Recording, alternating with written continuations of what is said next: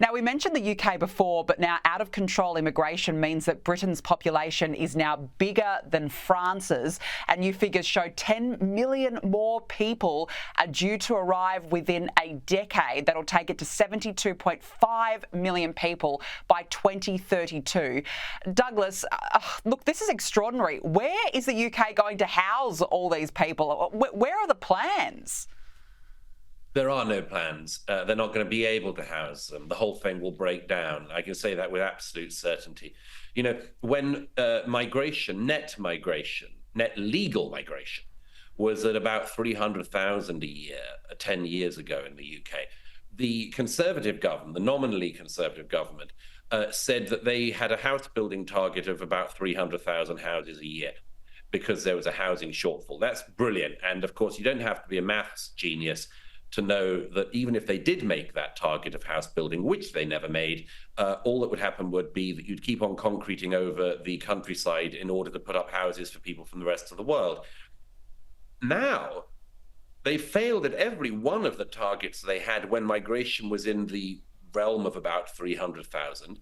And when you had net migration recently at almost 1 million a year into the UK, there just are no houses. And it seems to me, as far as I can see, that to the extent that there's any long-term plan of the political class in the UK, it's that migration should continue, legal and illegal migration should continue at historic highs for as long as possible, and that the great future that Britain can look forward to is all of our green places being concreted over for very shabby, shoddy, ill-built houses to be thrown up, and then we can all remind ourselves how proud we are to be British.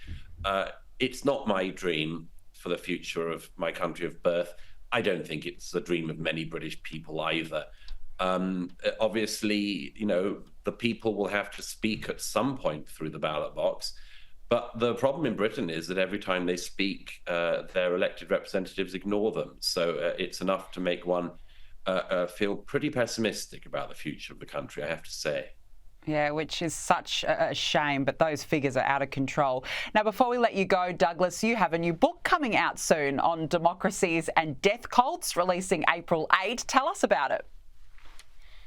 Yes, it's going to be out on April the 8th, available in the US, the UK, Australia, everywhere. If you can find a bookshop these days, you can get it in a bookshop. But if you can't, of course, you can order it online through all the usual routes. It's really the result of a lot of reporting and reflecting I've been able to do in recent years, particularly from reporting from the front lines of the conflicts in the Middle East.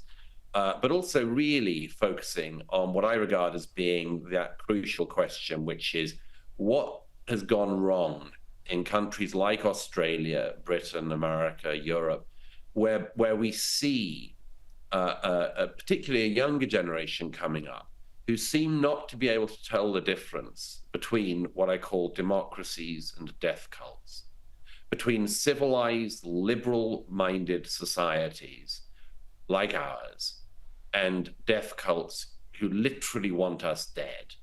Why has there been such an inability to realize that difference? And why has there been not one anti-Hamas protest of any size on the streets of Melbourne or Sydney, but every week, you can find the anti-Israel loons out on the streets screaming about a conflict in a far-off continent about which they know nothing?